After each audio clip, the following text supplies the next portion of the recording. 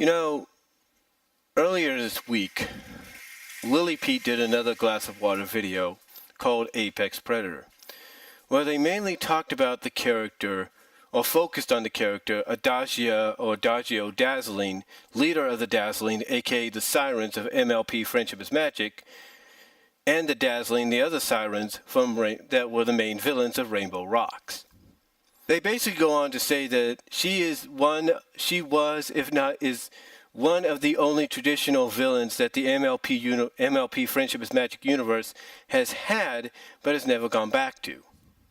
And they did bring up a few good points. Lily did bring up a few good points. The points being that she's indeed, as he used from a clip from Star Trek The Next Generation, as Captain Picard mentioned, she's indeed a predator, an apex predator. Why is that? Because she stayed a step ahead of the heroes. She is an apex predator that's also a very reactional predator. A reactional predator. He brings up and shows the fact that she notices, basically on her end of the spectrum, the defeat of Sunset Shimmer by the main six at the end of the first Equestria Girls movie. She sees this from the distance by sitting inside a cafe and notices that the magic used to defeat Sunset is equestrian magic. So she reacts to this and comes up with a plan to use that to her advantage, to basically gain back their power, their strength that they lost. Because they still have their magic to manipulate and hypnotize the students of Canterlot High into doing what they want, into reacting the way they want, so that they can drain any kind of magic they may have, or in this case, drain any kind of life energy that they have to make them stronger. And when she finds out about this Battle of the Bands, it makes her plan even better. It makes her plan even better. Or it helps improve her plan even more so. Because now she sees an opportunity not just to, get back what they lost, but to fully regain the former forms. But to be able to regain and become the former forms again, that of sirens that they lost when they were sent to the human world by Starswill and the Pillars. And if you don't believe us, check out Shadowplay, because there is a flashback that shows that. Anyway, long story short, she's the kind of predator that does stay a step ahead. She uses anything to her advantage. She will take whatever the heroes are trying to do and manipulate it into her way. Manipulate, if not twist, what they're trying to do to her advantage. In other words, she's kind of like that boss in a video game that you face multiple times. And what I mean by that is, there have been video games, past and present, where you will face the same boss several times in a game as a final boss of every level, and every time you face them, they get tougher and tougher and tougher, to the point that you got to make sure that when you face them one last time, that you've got all the power you need, you got all the power-ups, you got all the lives, everything stored up that you need to defeat them, or else you're not going to make it. And that's basically how Adagio and the Dazzlings were portrayed in Rainbow Rocks. Now, I've never seen the movie, but from what I can tell, that's exactly how they were portrayed. Basically, the fact that every time Twilight in her human form and the Humane Six, or the rest of the Humane Six, and Sunset would encounter them, they would just barely get by. Now, they wouldn't physically go up against them, but they just barely get by the Dazzlings. They'd barely be able to, beat them, or at least leave with themselves in check. They'd barely be able to do that. But every time they encountered them, what happened? The Dazzlings and Adagio, they got stronger and stronger and stronger, to the point that when the final battle commenced, they had achieved enough magic or enough life energy to regain the siren forms. And it took, just like in a video game, it took that special power-up that you have to save for that last moment to beat the sirens. And that power-up, in the case of Rainbow Rocks, was Sunset Shimmer. And that's the one thing about Adagio Dazzling that she didn't plan on. She didn't plan on out of all the students, the one that was never trusted, even after she tried to prove that she had changed, Sunset Shimmer, to step up and be the one to help defeat them. She didn't expect that until it happened. So even though she planned for Sunset and the others, well, not Sunset, but for Twilight and the other Humane Six, and stayed a step ahead of them, she never counted on someone like Sunset to step up and help and basically become like the new leader of the Humane Six or the Humane Seven, whatever that may be. They never expected that. They didn't plan for that. They planned for everything else. They stayed a step ahead of everything else that Twilight and the Humane Six tried to do, but they didn't count on her. And that's the one thing about predators in real life too. Predators, apex, silent, assassins, hitmen, whatever. Sometimes in real life or in fiction, there's always that one thing that one person they never count on to foil the plans, to stay a step ahead of them, to be that surprise. And that's exactly what happened in Rainbow Rocks.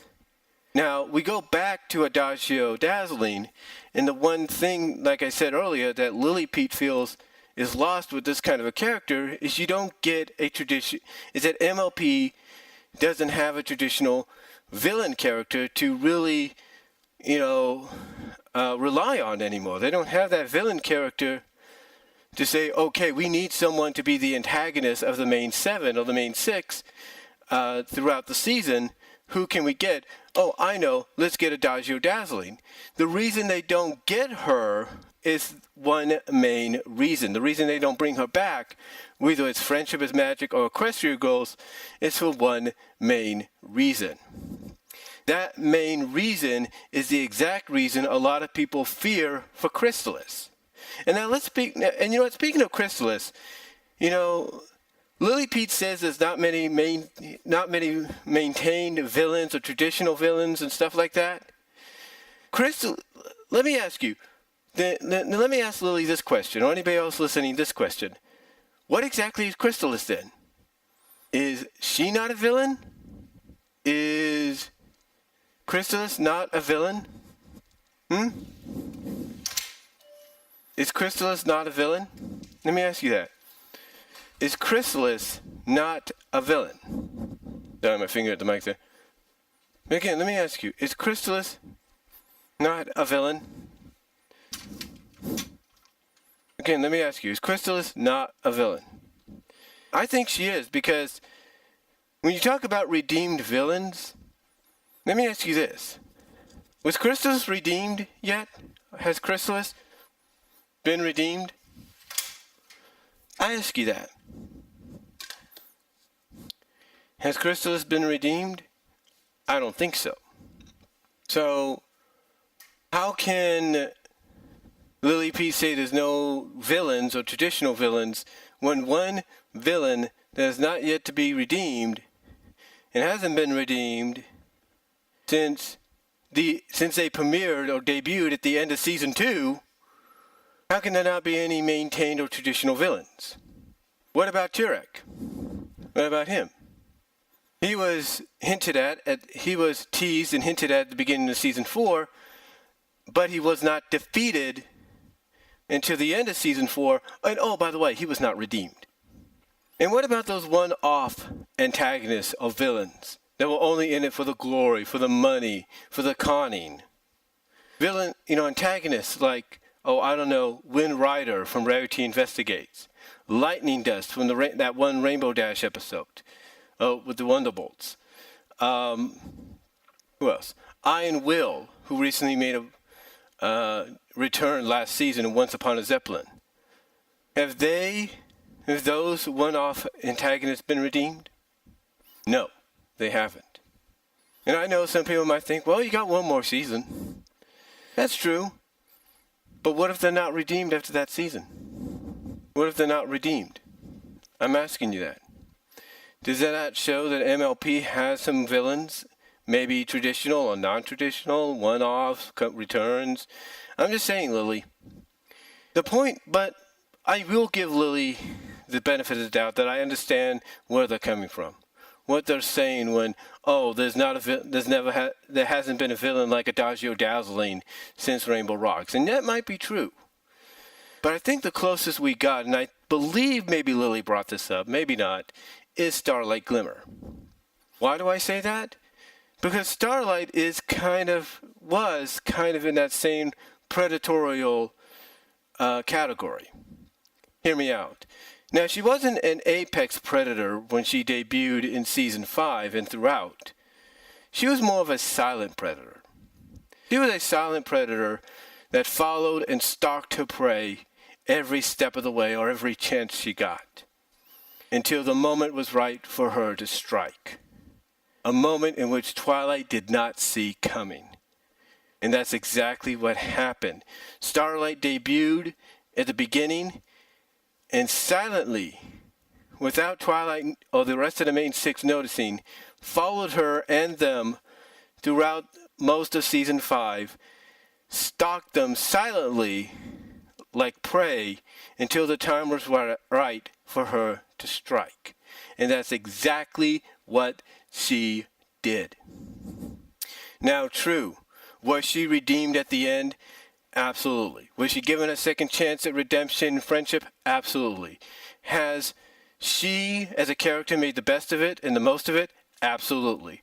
Has a majority of the fans given her that opportunity, that second chance, and have actually gotten behind her like they did Sunset?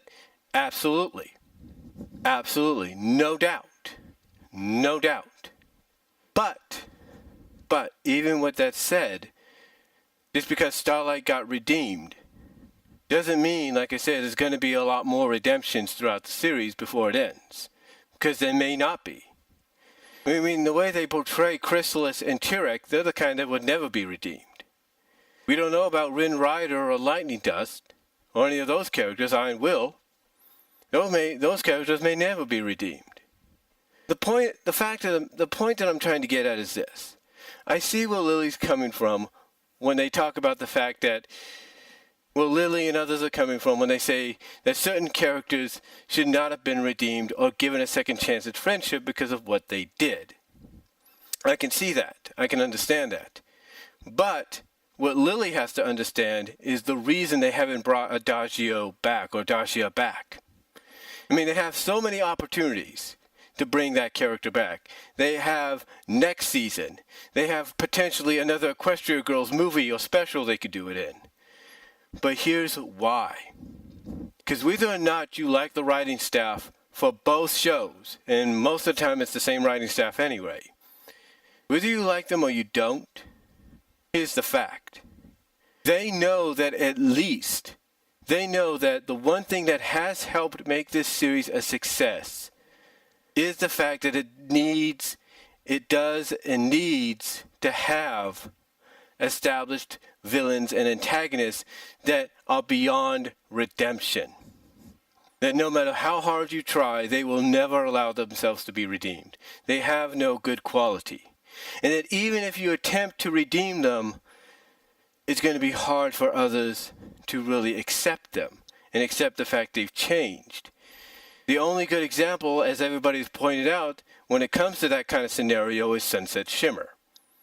But again, that's why Adagio has not been brought back, because they know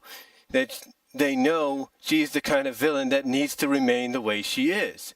But they also know one other thing, and something that nobody's brought up as far as I know, is no matter how the community, Bronies, Pegasisters, the overall fan base, wants to admit it or they don't, but there are several members out there that don't have a problem with characters being redeemed. They don't. And mostly, there's a lot of them that wouldn't mind if a character like Adagio Dazzling and the other Dazzlings were redeemed. And that's one thing you got to give credit to the writing staff about. If you like Megan McCarthy or you don't, give them credit on that. The fact that they know that if they bring back Adagio Dazzling and the Dazzlings, that this time around, they either got to be completely wiped out of existence, in other words, destroyed, killed, whatever, or as the original show in which Equestria Girls was spinned off of says, the original title says, they have to be redeemed. In other words, friendship is magic. So in other words, they know that there's a possibility that the only way these Dazzling characters come back is if they're brought back and at the end redeemed for their crimes, given a second chance at friendship, become more pony-like or human-like or whatever the case may be. That would be the only way you would see Adagio Dazzling and the Dazzlings come back. Would be because of the fact that they would have to be in a story where at the end they would be given a second chance at redemption. And the creative staff, whether you like them or you don't, knows that they cannot do that because they realize that they need some strong established villains all across the board. They need them. They need those villains.